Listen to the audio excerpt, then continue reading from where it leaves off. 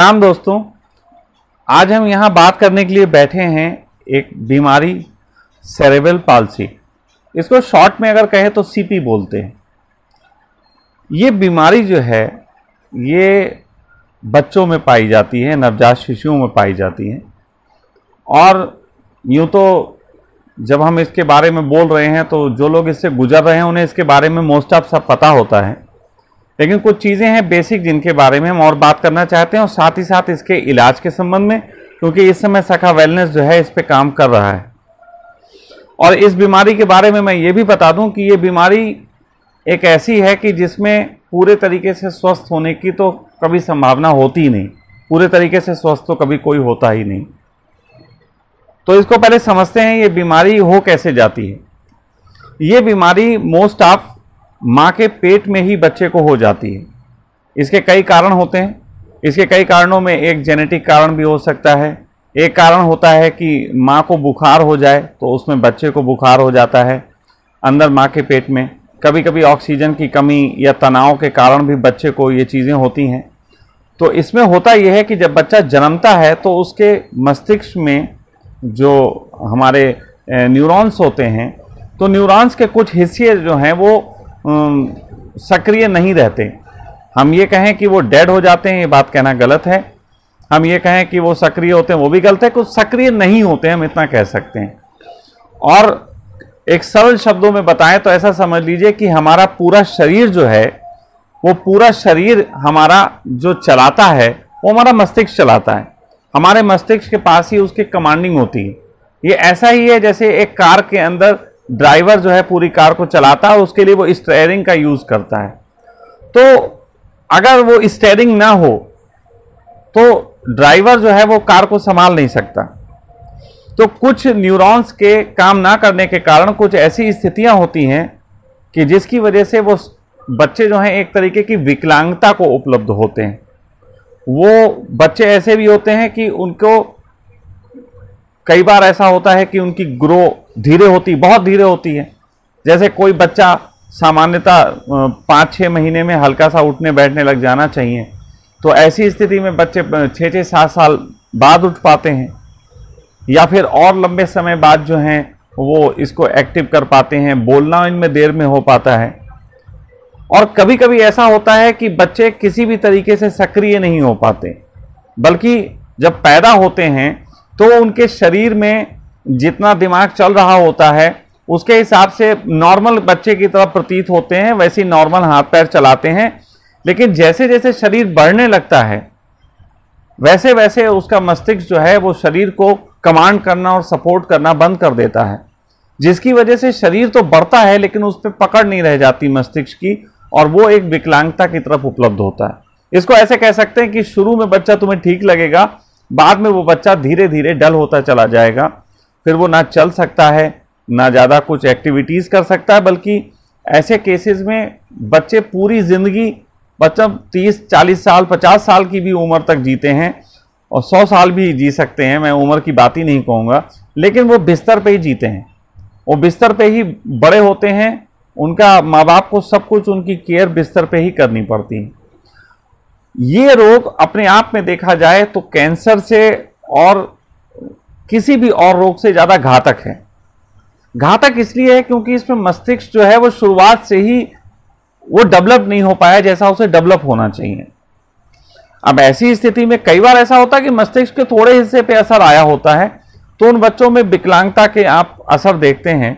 तो ऐसे विकलांगता के असर वाले बच्चों को समय के साथ साथ कुछ थेरेपियां देके, उनकी मालिश आलिश करके, उनके पैरों के साथ और एक्सरसाइज करवा के एक तरीके से थोड़ा एक्टिव किया जा सकता है, लेकिन पूर्णतः स्वस्थ नहीं हो सकते।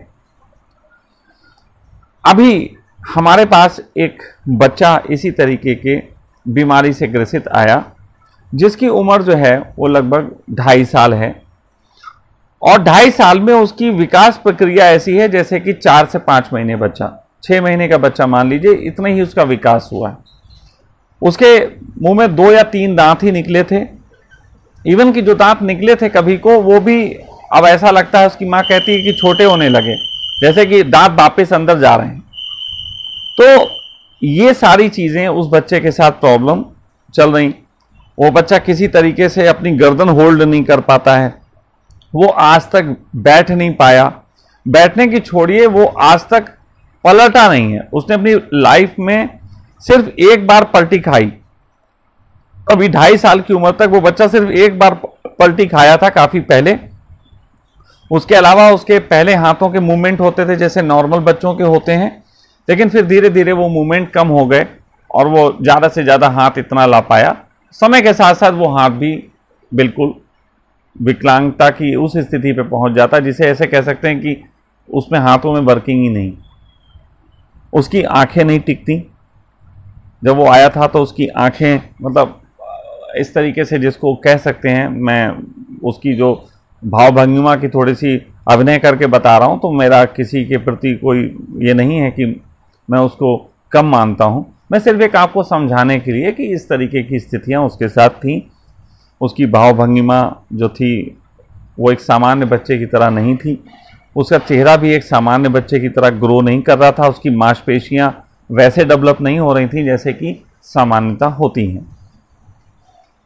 लेकिन निश्चित ही इस जगत में चमत्कार होते हैं, और अगर हम चमत्कारों को कम शब्दों में कहें तो चमत्कार कुछ नहीं है, कुछ ऐसी चीजें हैं जो हमारी बुद्धि को समझ में नहीं आती। ऐसी ही जो हम लोग यहाँ पे थेरेपी देते हैं, उसको आप उसको 2-3 तरीके के लोग उसको व्यक्त करते हैं। जो बात, जैसे हम किसी को अगर अपनी थेरेपी के बारे में बताएं तो वो पहले सुन तो लेता है, लेकिन वो उसको अंदर से विश्वास नहीं करता क्योंकि उसकी बुद्धि को समझ में नहीं आता। कुछ लोग होते हैं वो उसको मजाक उड़ाते हैं, कुछ लोग फूहड़ तर्क भी करते हैं, लेकिन हमने उसको महसूस किया है, उस चीज को अनुभव किया है कि ये कितनी बड़ी शक्ति है और कितना बड़े तरीके से काम करती है। हमेशा ही ऐसा हुआ है कि धर्म को समझना मुश्किल रहा। एक छोटी सी बीच में बात समझाता चलूं, धर्म को समझना इसलिए भी मुश्किल हो जाता है कि धर्म जिन चीजों पे डिपेंड है वो दिखती नहीं। जैसे धर्म की जब बात होगी तो बात कैसे होगी? समर्पण, पूजा, प्रेम, आनंद, करुणा, दया, है ना, विश्वास, ध्यान, पूजा, ये दिख नहीं रही। धर्म पे कैसे विश्वास हो जाए? दिख तो रही नहीं है, कोई चीज नहीं दिख रही। लेकिन जब जगत की बात होती है तो उसमें बड़ा विश्वास होता है। जगत की बात होती है तो कपड़े, भोजन, मकान, दुकान, शादी, ब्याह, बच्चे, ये सब चीजें, गाड़ी, घोड़ा, जूते, चप्पल, ये सब दिख रहे हैं। और दिख रहे हैं तो हम उसको विश्वास करते हैं। हम किसी को बोले चप्पल होती है तो कहें हाँ बिल्कुल होती है, लेकिन हम उससे बोले प्रेम होता है, प्रेम तो दिखता नहीं स्वामी, वो तो मन की बात है। फिर उस पर अपने अपने एक्सप्लेनेशन लोगों के हैं। खैर, हम मुद्दे पे आते हैं तो सीपी की बात कर लेते हैं। तो इसी बीमारी को हम लोगों ने एक बच्चे के ऊपर इसके प्रयोग आरंभ किए।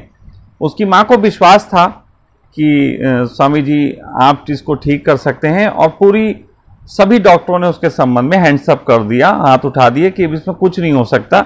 और उसकी माँ को एक शब्द बुरा लगता है, वो कहती है कि हर बात पे जब जेनेटिक डिसऑर्डर है तो एक तरीके से जेनेटिक डिसऑर्डर का मतलब है कि अब कुछ नहीं हो सकता, अब ये जीन के अंदर है गड़बड़, तो इसमें कुछ नहीं कर सकते। हमने उस बच्चे के साथ प्रयोग शुरू किए, और उस बच्चे के ये फोटोग्राफ्स आप देखोगे तो वो बच्चा जब आया था तो उसकी स्थिति ये थी कि उसको गर्दन होल्ड नहीं हो रही थी। गर्दन एकदम जैसे उसमें रीढ़ है ही नहीं, गर्दन में हड्डी है ही नहीं, या तो ऐसे या ऐसे या ऐसे, मतलब बिल्कुल उसमें रबड़ की तरह उसकी गर्दन, वो उसको होल्ड नहीं कर सकता था। उसके हाथ इतने ही उठ रहे थे, इससे ज़्यादा हाथ नहीं उठ रहे थे।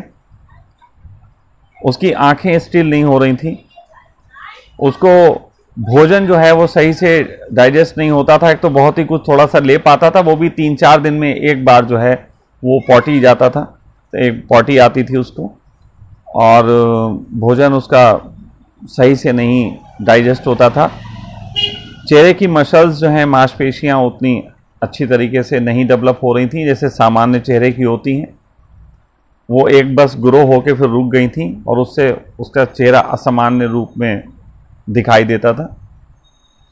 लेकिन मात्र 10-12 दिन का अभी प्रयोग हुआ है और 10-12 दिन के प्रयोग में एक बहुत बड़ी तब्दीलियां ये हुई हैं कि वो बच्चा एक बार पलटा है, वो उसकी माँ के देखरेख में है बच्चा, उसकी जो है उसकी नानी और वो माँ उसकी दोनों लोग उसके साथ हैं और उन्होंने अब वो हाथ पूरा उठा लेता है, वो चेहरे तक हाथ ले जाता है, उसकी आंखें बहुत देर तक स्टिल होती हैं, रुकती हैं, देखता है, समझता है चीज़ों को, उसके चेहरे की मांसपेशियां बहुत अच्छी डेवलप होने लगी हैं, उसका 1 किलो वजन बढ़ा है, वो प्रतिदिन जो है वो मतलब अब उसका पेट साफ हो रहा है, भोजन में उसकी डाइट बढ़ गई है, अब वो पेट 2-3 बार भी उसका खाता है, 2-3 बार भी उसको लैट्रिन सामान्य बच्चे की तरह आती है।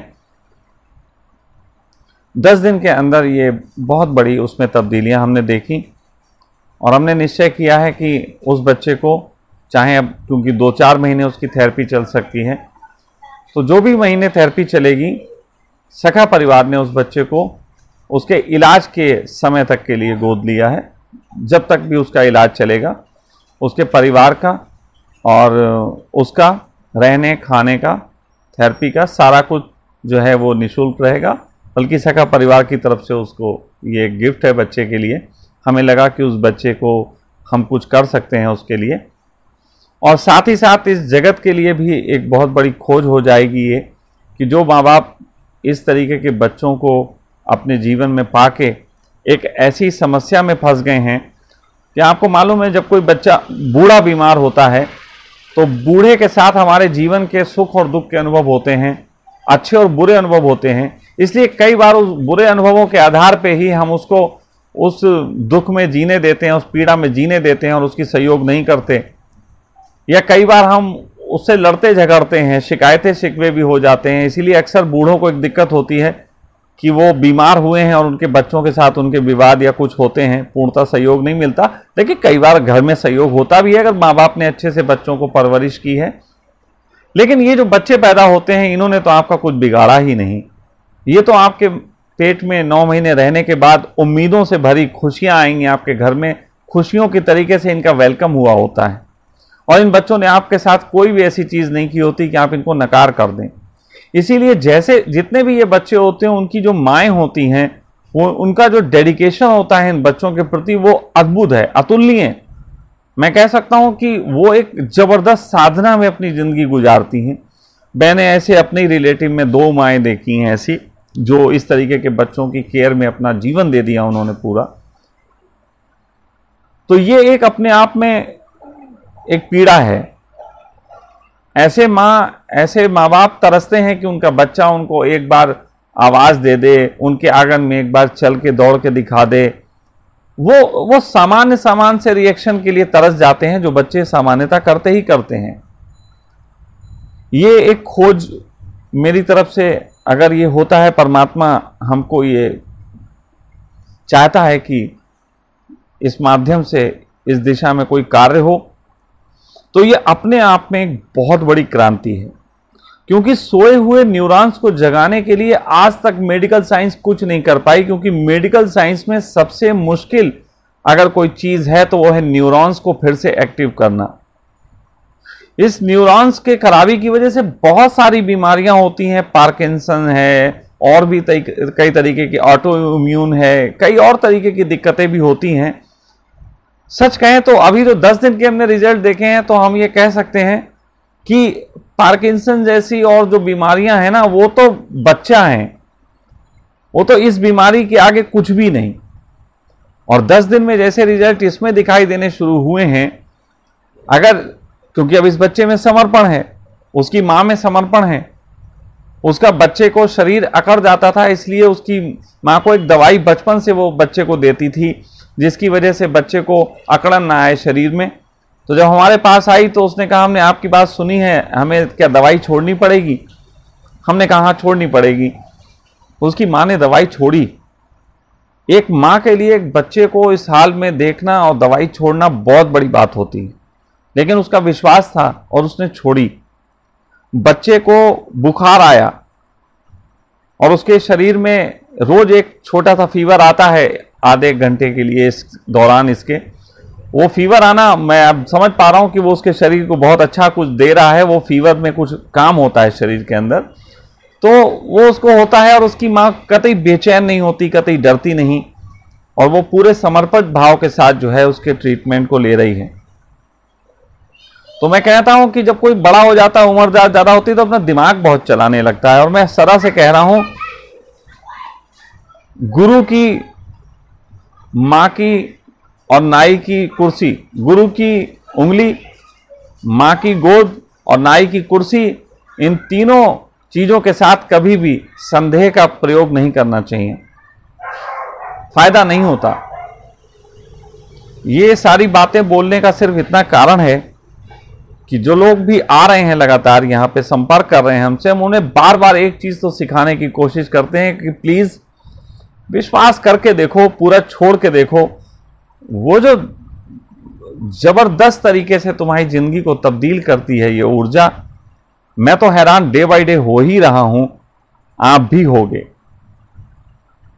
तो जो अगर इस तरीके की कोई बीमारी से पीड़ित हैं, उन सभी लोगों को हमारा कहना है कि जहां से अगर आप सब जगह से हार गए हैं, मैं ये नहीं कहता आप कहीं पे आपको उम्मीदें जिंदा होना आप हमारे पास आए, नहीं नहीं, बिल्कुल आपको भी उम्मीदें जिंदा हैं, वो सब करिए। अब इस बच्चे की मां ने जब दवाइयों पे चल रहा था छोड़ दिया, वो हैरान है कि उस बिना दवाइयों के ही वो बच्चा अच्छा है। अब उसको ना शरीर ऐंठ रहा है, ना कुछ हो रहा है, बहुत अच्छे तरीके से वो खेल रहा है। तो आप अगर विश्वास करके देखेंगे और उम्मीद सब जगह से अगर आप छोड़ चुके हैं, तो एक बार परमात्मा की उंगली थाम लीजिए, और बिल्कुल जैसे परमात्मा की उंगली थामते हैं और कोई संदेह नहीं करते, वैसे ही आपको इसमें भी करना पड़ेगा। साथ साथ मैं ये कहना चाहता हूं कि इस बच्चे के प्रति आप सबकी भी एक मैं चाहूँगा कि एक छोटी सी आपकी तरफ से इसके लिए प्रेयर उठनी चाहिए।